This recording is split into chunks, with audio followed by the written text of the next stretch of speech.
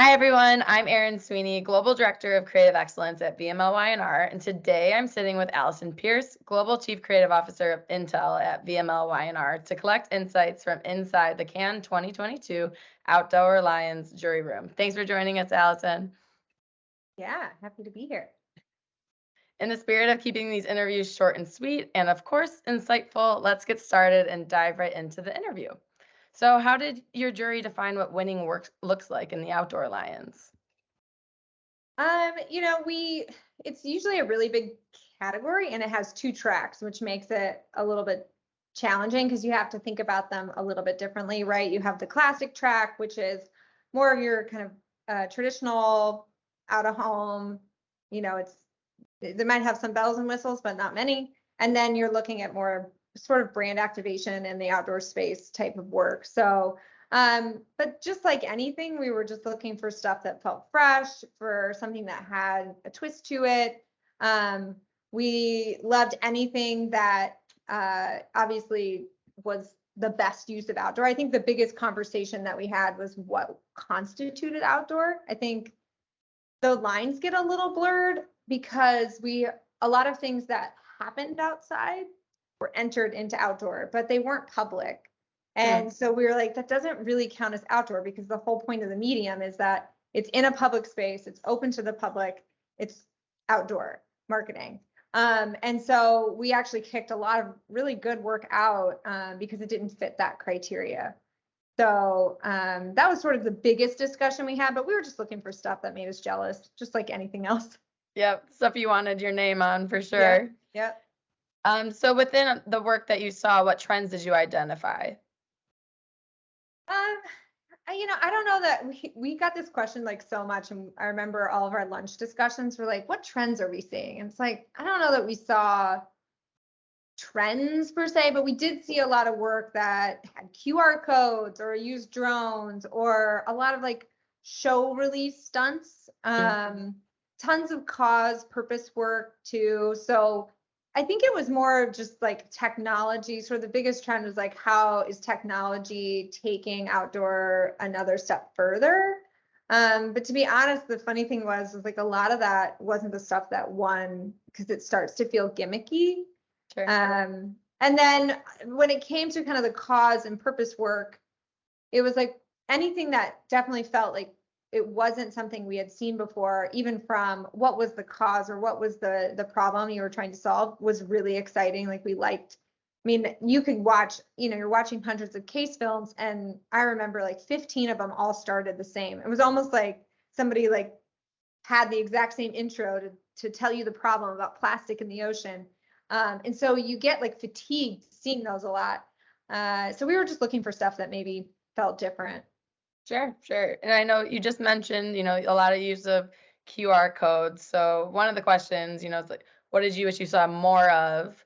And then on the contrary, what did you wish you saw less of in the jury room? So I know you kind of just touched on that, but if anything else kind of stood out where maybe we should move away from for next year. I do think it would be great to have more stuff that surprised you. And it's a tough category. It's a tough category because a lot of times you're in sort of a fixed space. But the stuff that was exciting and that you want to see more of is like sort of finding new places to do outdoor, new ways to do outdoor, things that like other people haven't thought of. And then, on the classic track, I think you could say we wanted to see more craft, especially in the writing, than we did this year. There was a lot of really smart, interesting sort of art direction or like photography styles, concepts, but then they fell apart when you got to the craft of the line and the writing.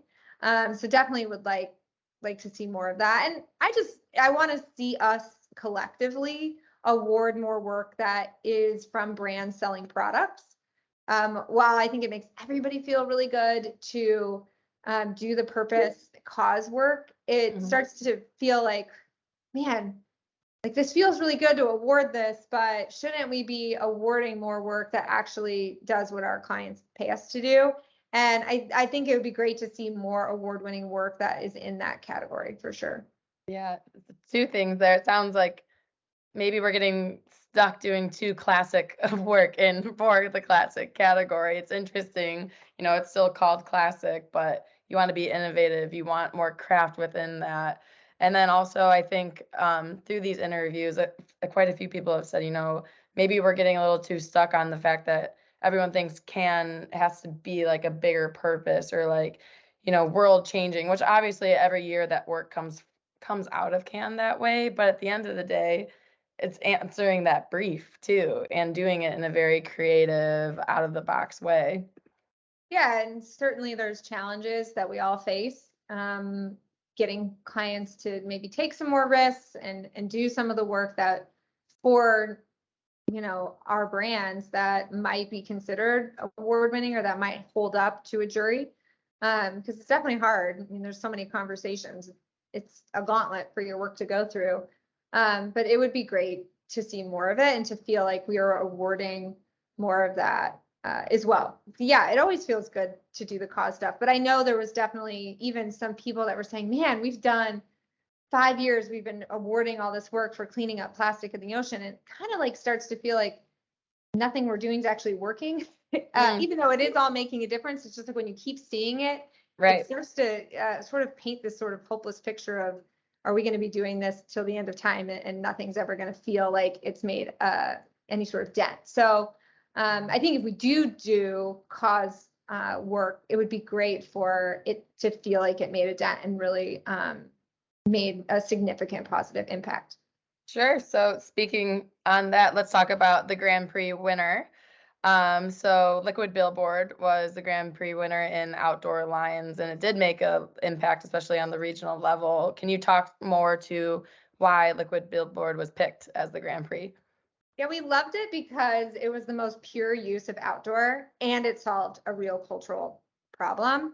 And it still sold products, right? It promoted body inclusivity or body positivity and inclusivity. And at the same time, it existed to sell swimsuits. So it wasn't something that we had like really seen before. It felt really fresh.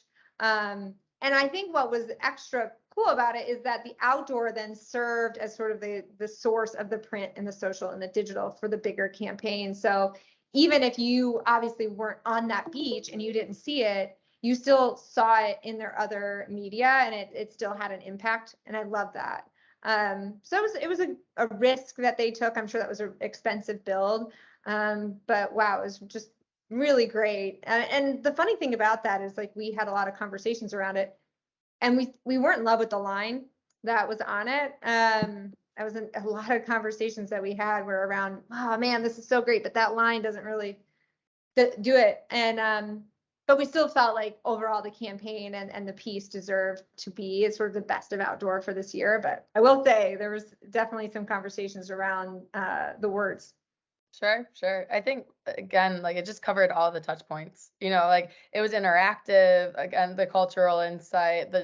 Even when you weren't there on the beach, if you saw it, what was it like in subway systems or whatever, where it was just like it felt like you were there. Like it was it was beautiful at the end of the day too. Yeah, Very it cool was, campaign. and it was a great message. And it again, when given the problem they were solving, it just did that, I think, so well. Yeah, but even the Grand Prix, there's little room for discussion that could potentially nick it down. You never know. Yep. So outside of Liquid Billboard, did you have a favorite in the outdoor category? Yeah, I did love, I mean, I know I've talked a lot about plastic in the ocean, but I did love Corona's plastic fishing tournament because we saw so much work around cleaning up plastic in the ocean. I think there was like multiple campaigns I remember seeing that I don't think they made it to the short list, but where they had people walking across beaches picking up plastic for like miles and miles and miles. And I think what was interesting about that piece was that it felt like, oh, this is really smart. I haven't seen this before. When you think about, you have fishermen whose entire livelihood is centered around the health of the sea, and that they're having trouble like getting fish because the sea is not healthy. And so finding a way to both, give them their livelihood, but also clean up the problem that's sort of causing them not to be able to find the fish. And so it just does so many things on so many levels for people. And I loved how it wasn't a one-off stunt. I think that would have really hurt it if all it was just the one, or I think they did 5 or 6 of them, but if that was all it was just the tournament, I don't think it would have done as well. I think what we loved about it was like, hey, from now on, if they bring plastic in, we'll pay them for the plastic just like we pay them for the fish. And that felt like a sustainable solution for cleaning up the ocean. So that one was really a standout for me. I really liked it. And one of the things that we picked on with that was like, does Corona, like, does this really make sense for Corona? Do we believe that, like, because, somebody could say, yeah, that was a really great idea, but like, why is Corona doing it? Right. And so we actually went on their website and looked at their kind of corporate responsibility page to find out if this really was something. I mean, obviously you associate Corona with the beach, but we really wanted to feel like this was something they were committed to. And it was. So, we are doing that kind of digging. Yeah, we heard that a couple of times where people were like, is this believable? Whatever it meant, but it's a quick Google search, like you have to, it's not just doing it to do it or because it's the world's problem. It has to be aligned with the brand purpose for sure. Yes, agree. So for the Outdoor Lions category, how would you like to see the work evolve next year? I mean, outdoor is hard because you are kind of stuck comparing wildly different work. And I know we're always like supposed to be looking at it through the lens of what is this category, but you do like, especially in the shortlist phases, you're just putting through like, what do you like? So some of the more traditional stuff is at a bit of a disadvantage when you're comparing it against like these kind of big activations. But I just think like the biggest thing for me coming out of this year was like, I think we need to be really clear about what is outdoor and what isn't. It just felt really fuzzy. And I don't think that just because you do something outside, if the public doesn't see it and it's not in a public space, is that really outdoor? And does that define the category? And so I think the biggest thing for me is just some of that definition around it. Sure. And I think that goes right into the next question as well is, what advice do you have for someone who's trying to win in that? And this is, I think every person I've interviewed in this series so far has said that it's answer the category. Like this has to be the home. You can't just shove it in there and like think it's going to win because it's part of the story. It truly has to be that to win in that lion what we've seen and heard, it's not only an insight from this year, it's year over year is feedback. Yeah, I think we had a lot of conversations around if you take this out, if you take the outdoor component out, does this idea die? Does it not work? And so that was some of how we were defining it. So I do think like in your case, you need to say like, how is this outdoor and get really specific on that. And then I think it's probably the same for everything. Is like get creative, push the medium. Remember that tech is not just an idea in and of itself. It's like the application of it. And the number one thing I would say is like craft your copy. You can have a great campaign, a great concept, but every detail does matter, especially when you're starting to get from like, it might shortlist, but when you're trying to get up from, to bronze, silver, gold, that's when they're looking at every little detail. And so pay attention to those. Yeah. Or even, we said it already, but Liquid Billboard, like the Grand Prix, but you will remember that one line and that it will still bug you. You know what I mean? Exactly. So why do you think it's important for the VML Y&R network to be recognized as award-winning in the outdoor category specifically? Well, I think it might be one of the largest categories it can, and I think it's one of the favorite mediums of clients and agencies, especially media agencies, right? They kind of like outdoor always comes with the buy, and so it's important for us, I think, to show the industry that we're at the forefront of pushing this medium into the future, and so I think it's crucial for us to win in that category. I'd agree. And then any last tips and tricks you'd like to share for any future success within the category or can overall? You've had your own experience and wins within it. So anything you'd like to share? Yeah, I mean, I think one of the things I thought was really interesting is that you take scale and results, like it's all contextual, right? So we didn't, honestly, a lot of times we didn't really have a lot of discussion around it. And we're doing outdoor. It's probably not as high of a percentage of kind of the overall score or whatever that you would get, but it really didn't come up unless it was related to like cause or purpose work, where we were like, hey, like if you're trying to tackle this problem, we need to make sure that it has some scale to it. Otherwise, like you're not going to make a dent in that problem. So we did pay attention to it in that aspect. But there was work that had 7 billion impressions and stuff like that. And somebody would be, somebody on the jury would be like, hey, I live in that market and I'd never seen it. And so, like, we all kind of know enough about how numbers work, that media buys you impressions, that, Hmm. earned impressions, like, how do we know for sure that's what you got? I think a lot of it comes down to like, you need to make sure that people see it. And I wouldn't worry so much if you have something that is smaller scale. I think it's fine.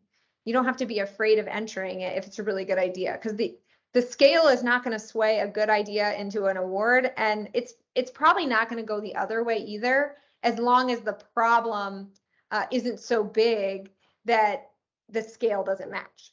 Sure, that makes sense. I think at the end of the day, CAN is all about creative excellence. And so it can be small, whether it's a cultural problem you're solving, local, whatever it is, like it is that creative solve. It's not like Effie's where I have seen it where the results are so good and the creative really just wasn't, but you couldn't help but award it because it's all about effectiveness in that show. Well, I feel like Effie's even is trying to move away from that a little bit, because it is really hard to separate like media dollars. Like the fact that you can basically just pay for a lot of that. I mean, Mhm. it's all on your write up and how you're setting it up, but I think we're all kind of collectively moving towards your idea still has to be great.